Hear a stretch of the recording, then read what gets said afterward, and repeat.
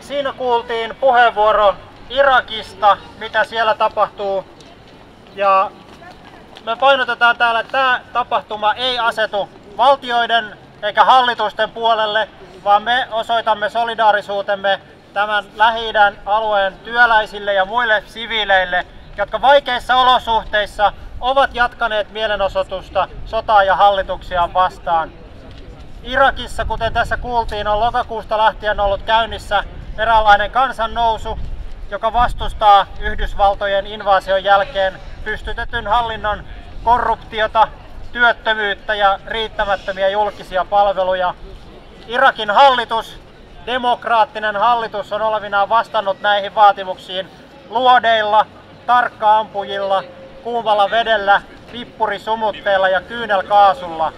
Lähes 700 ihmistä on kuollut siellä, 25 000 loukkaantunut ja miltei 3 000 pidätetty. Viimeksi tänään uutisissa on ollut, että 2 mielenosoittajaa on kuollut Irakissa. Ja kuten todettua, myös Iranissa on nähty jatkuvia mielenosoituksia sekä hallitusta että sotaa vastaan. Vaikka tiedetään, että Iranissa otteet on ehkä vielä kovempia, ihmisiä katoaa, heitä ammutaan, vangitaan ja kidutetaan. Tästä huolimatta keskimäärin iranilaiset työläiset järjestivät viime vuonna 118 protestia kuukaudessa oikeuksiensa ja toimeentulonsa puolesta. Myös opiskelijat, maanviljelijät ja eläkeläiset ovat järjestäneet Iranissa omia mielenosoituksiaan, ja niille me täällä tänään haluamme antaa tukemme. Ja meillä on täällä myöskin puheenvuoro Iranista, jonka meille tulee lukemaan tänne Tiago Silva. Ja ole hyvä, Tiago. Kiitos. On Wednesday morning, January the 8th, the Revolutionary Guards of the Islamic Republic of Iran announced the launch of a missile attack at midnight on the United States bases of Ain al-Assad and Erbil in Iraq. A spokesman for the Iraqi government announced that the Prime Minister had been informed by Tehran at midnight about the attack.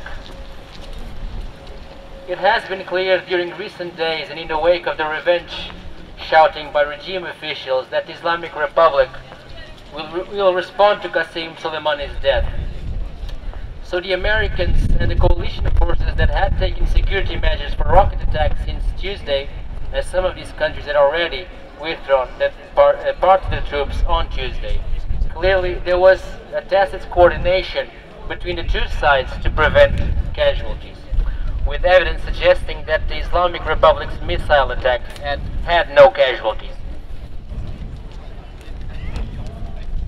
The United States and its allies have been trying to show that the assassination of Qasem Soleimani is as important as Bin Laden's or Baghdadi's killing, and thus exploit this to gain popularity for Trump and his cabinet inside the United States, and at the same time by overplaying this to show its intelligence and speed of action against those opposing United States policy in the region in order to intimidate them.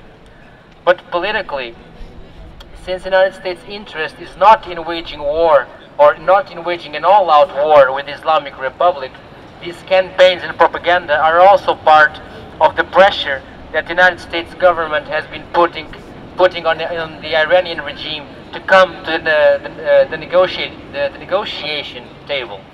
Evidence shows that the United States government will resume the initiative to begin dialogue with the Islamic Republic after this operation and pursue it more persistently. In the past few days, by mobilizing its forces across Iran, using all its logistical capabilities, and by displaying Qasem Soleimani's coffin around several big cities, the Islamic regime tried to break the protest atmosphere that was dominating the Iranian society following the November uprisings and regime slaughter of the protesters, and to show its power to society. All propaganda levers had to be used to make a national hero out of a criminal.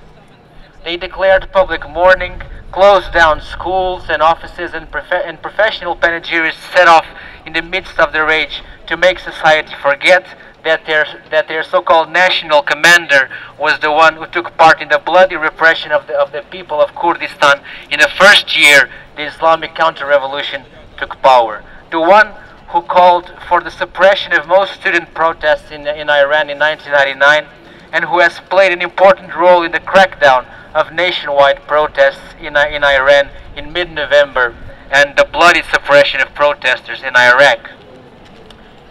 If in his lifetime he had been a symbol of the regime's ambitions, strategy, and of the mobilization of the reactionary force in opposition to the imperialist forces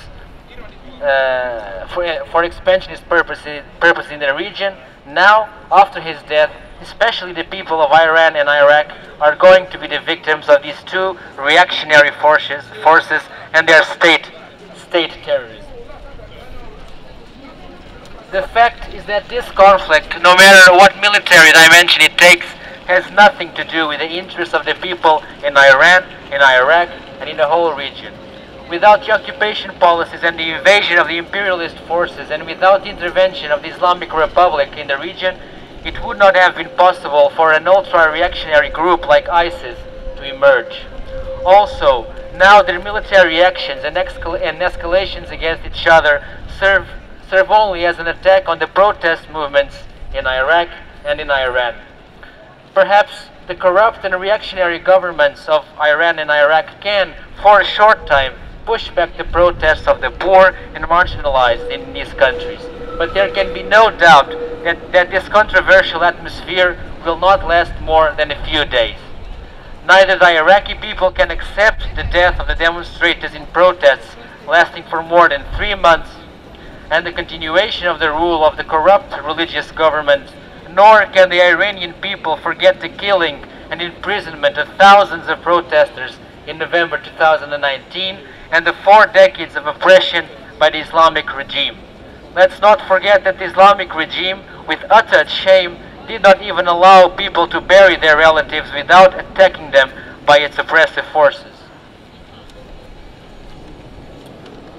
The reality is that the conflict between the United States imperialism and the Islamic Republic of Iran and their adventures is just spreading further chaos in the region and will only do harm to the poor and oppressed people of the region.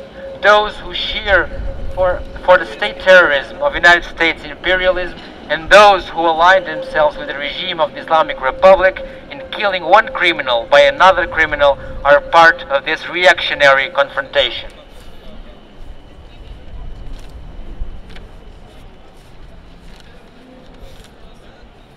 The goals and policies of both sides of this conflict are in total contradiction with the goals and demands of the Iranian revolutionary movement and the Iraqi people's protest movement. To get rid of this miserable situation, of economic sanctions, of poverty, and of the consequences of these conflicts, there is no other way than to continue and expand the labor protest and strike, to expand the link between radical social movements, and to expose the class, capitalistic, reactionary nature of these conflicts and the military atmosphere imposed on the region. Only through the revolutionary overthrow of the Islamic Republic can we put an end to all these conflicts. In the meantime, it is important that protest movements in the region, which share many of the same aspirations and demands, create a widespread front in the entire Middle East against the occupation of imperialist forces, against corrupt governments, and against Islamic terrorist currents. There is no doubt that the solidarity front of the people of this region is a powerful force that can put an end to the existing chaos and help people take control of their own destiny. The Communist Party of Iran, 24 January 2020.